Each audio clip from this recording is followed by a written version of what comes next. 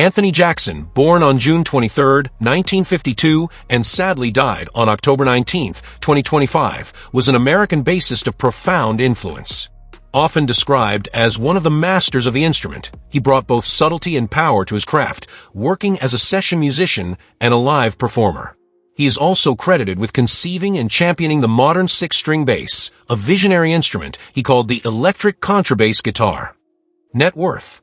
Considering his extensive and influential career, along with his groundbreaking work on the six-string contrabass guitar, his estimated net worth at its height before his passing likely ranged between $5 million and $10 million. Early life and musical roots. Jackson first engaged with music via the piano, before shifting to guitar during his teenage years. Eventually, he found his home on the bass. In that transition, he drew inspiration from legendary figures like James Jamerson, famed Motown bassist, and Jack Cassidy, whose adventurous bass work with Jefferson Airplane captivated Jackson.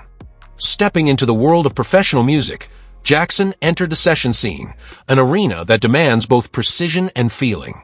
He cut his teeth as a session player and also joined the band of Billy Paul, working under the banner of Philadelphia International Records.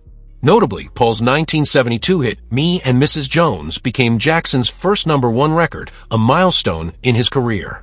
Shortly after, Jackson's performance on the O'Jays' 1974 song, For the Love of Money, helped propel the track to #9 on the pop chart and #3 on the R&B chart, marking one of his early public triumphs. His formal musical education included studies under Jerry Fisher, Lawrence Lucie, and Pat Martino. Over his lifetime, Jackson's musical journey carried him across more than 30 countries live, and into over 3,000 recording sessions across more than 500 albums, an astonishing legacy of craft and endurance. The six-string contrabass guitar, a vision realized. Perhaps Jackson's most enduring legacy lies in his reimagination of the bass instrument itself.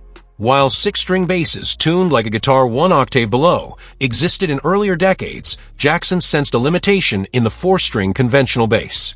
He briefly experimented with a five-string Fender bass, tuned EAD-GC, but his ambitions reached further. In 1974, he approached several luthiers with his idea, a contrabass guitar tuned in fourths, BEAD-GC, thus expanding the bass's range both above and below the standard instrument. In 1975, luthier Carl Thompson built the first such six-string bass for Jackson, and he first performed on it that same year, recording with Carlos Garnett and touring with Roberta Flack. Later, he collaborated with luthier Ken Smith and eventually with New York-based company Fodera, whose instruments he played with great consistency. Jackson himself explained his rationale for the six-string design eloquently. Why is for the standard and not six? As the lowest pitch member of the guitar family, the instrument should have had 6 strings from the beginning. The only reason it had 4 was because Leo Fender was thinking in application terms of an upright bass, but he built it along guitar lines because that was his training.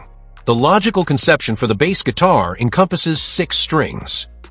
From 1982 onward, Jackson almost exclusively played this contrabass guitar. Before that point, he had used instruments like a 1973 Fender Precision bass, a 1973 Fender Jazz bass fitted with a 1975 Precision neck, and a Gibson EB2D bass. In 1984, Fodera introduced the first Anthony Jackson signature model contrabass. By 1989, they released a single cutaway model called the Anthony Jackson Presentation Contrabass Guitar. In essence, Jackson didn't simply play bass. He expanded its possibility, reshaping how the instrument could speak, groan, sing, and underpin music. His sound is impact.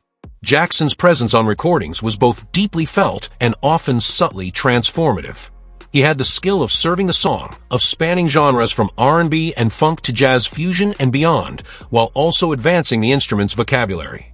His work on For the Love of Money exemplifies this. His bass line, enhanced by effects like a flanger and echo, became iconic, distinctive, influential, unmistakable. In his pop and R&B work, he brought precision and groove. In jazz and fusion, he pursued harmonic richness, rhythmic elasticity, and melodic daring. His influences, Jamerson, Cassidy, and even the French composer Olivier Messiaen, show a mind open to both popular tradition and high artistry. Colleagues and later generations of bassists credit him as a guiding light, the one whose explorations made many further explorations possible. Many have described feeling shaken by his passing, not merely losing a player, but losing a creative beacon. Later years and legacy. As time progressed, Jackson's health began to impact his performance activity. In 2016, he missed some performances with the pianist Hiromi due to illness. By then, he had already amassed an enviable record of both live and studio work. News of his death on October 19, 2025 prompted tributes around the world. In one reflection from a bassist on Reddit, "We have lost a giant. His work is all over the musical map. He was a genius."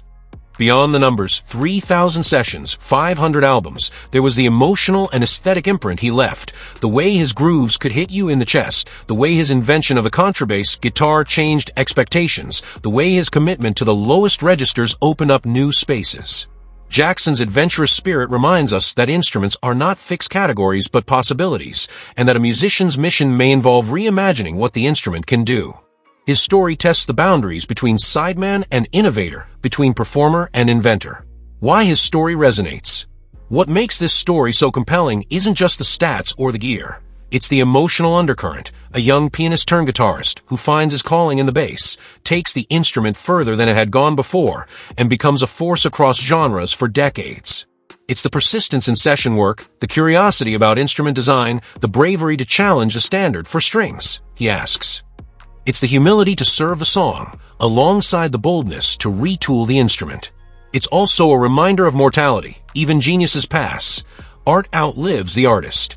When Jackson left us in 2025, the bass world, the studio world, the live world felt the loss, but they also felt the immense debt. Rest in peace, Anthony Jackson. You may have gone, but you will never be forgotten. Thank you for watching, and kindly subscribe, like, and share this video to family and friends.